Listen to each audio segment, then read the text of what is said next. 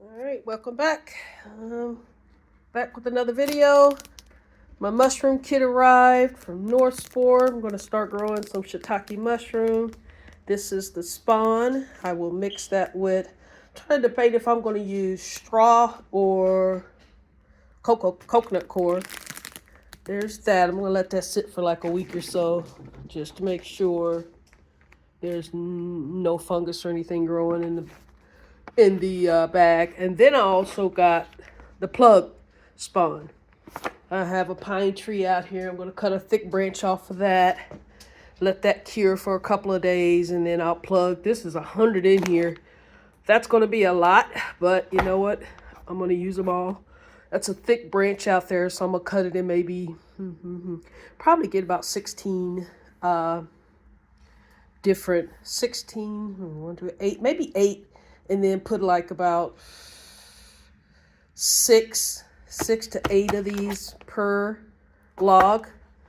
There's that. This can stay in the refrigerator until I'm ready to plug these. I got to get some wax. I'm gonna cut the tree tomorrow, drill the holes tomorrow, seal. No, not tomorrow. I'm gonna wait a couple of days to seal it. Cut the hose and then seal it with some wax. And then that's separate from this particular job. This will be grown outside, and the shiitake will be grown in this kit. I got a mister here.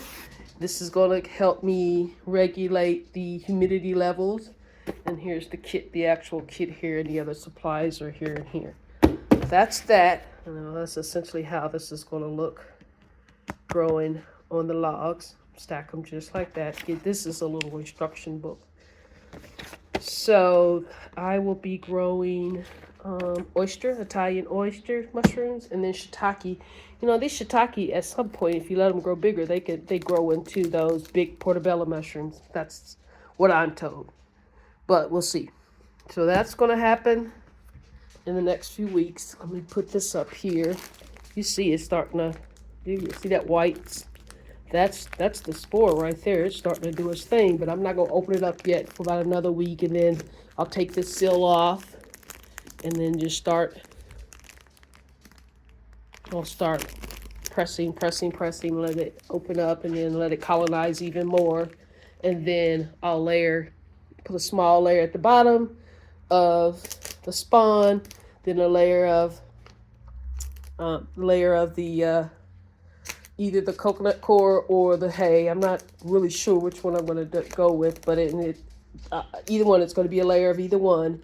And then I'm also going to go back and then put another layer of shiitake, another layer of the coconut coir, and then finally the final layer of the spawn, and then I'll seal it all up. And then I also, let's go in here. I also purchased a little sanitation tent, so to speak, for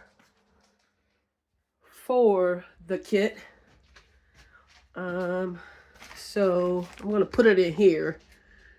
I'm going to keep it in here in this room because I don't want the spores to get in the air. So everything is going to be in here. Bought this little thing. I don't even know how much I paid for, but it's very inexpensive they have a lot of mushroom supplies on Temu. So I brought that. Brought a lot of stuff in here from Temu. Some of the mats. Some of the grow lights I brought from Temu. Let me see, is this a Temu grow light? I don't think that's a Temu grow light. One of these lights is a Temu grow light. That's a Temu grow light. There's 2 Temu grow lights here. Actually, this is a Temu grow light here. I just have them up there kind of, roughly, because I just had plants everywhere, and I'm still working on getting plants outside. But anywho, back to what we came in here for. This is my little sanitation tent, cabin, whatever you want to call it. Not sanitation, just keep everything from getting germy, to keep everything germ free. So that is the plan, but I do have to let it sit for at least 1 week. So today is Friday. So next Friday I'll get started with everything. So in the meantime, I will put the Italian spore back in the fridge. And then the other one, it doesn't need to be in the refrigerator. We're going to grab that and put that on the top of the refrigerator at room temperature.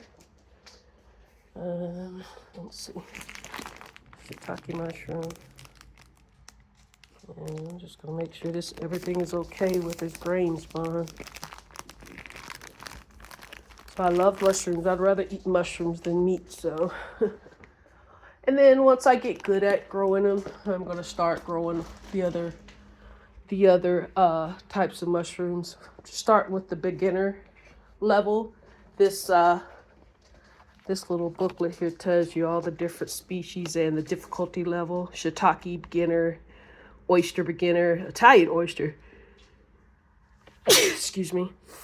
Beginner, snow oyster, beginner, golden oyster. That's what I'm going to start growing. Lion's mane. Then I also want to grow, I don't see it here. Oh, I don't even see it here. I think they look like tubes. I forgot the name of them, but they look like giant tubes, but they're not lion's mane. Why aren't they even here? Chestnut, golden oyster, snow oysters, not an oyster. Anyway, I like it. I like them because it almost tastes like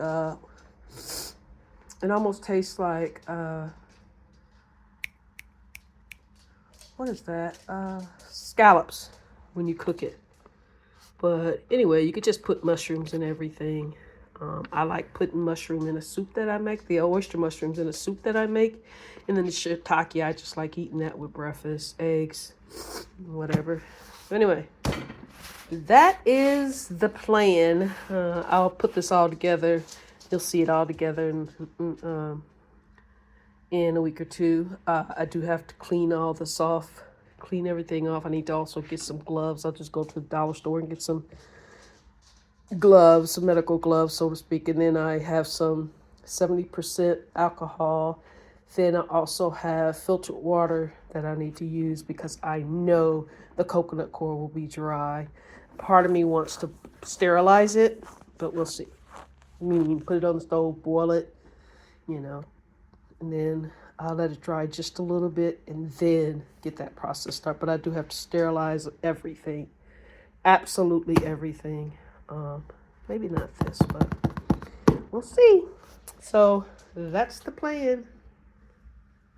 Let's go outside and see the tree, the limb that I'm going to cut down. If it's not raining tomorrow, I'll do it tomorrow. I know it's not going to rain Sunday. Say hi. Say hi. I didn't say hi like that. It knocked me over. Oh, it's raining. Come back. That's okay. Never mind. But anyway, that's the tree there. And I'm going to cut I'm going to get deep up in there. I already saw the branch that I'm going to cut. It'll fall directly in my yard. Come on, baby. It's wet. So, yeah.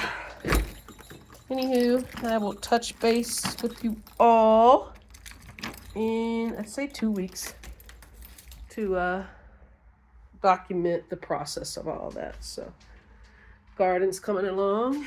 If you see that.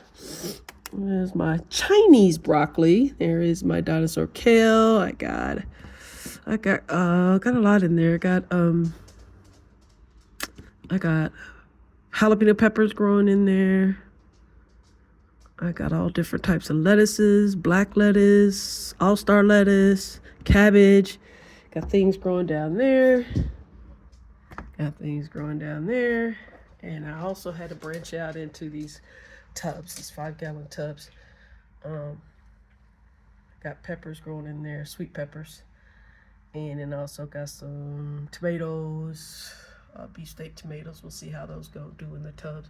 I got quite a bit over on the other side as well, but I've been working hard. I even made another trellis.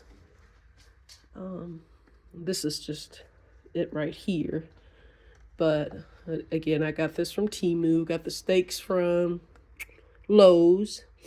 And then I had the string from, I think I got that twine from, what is that? Hobby Lobby. Yeah.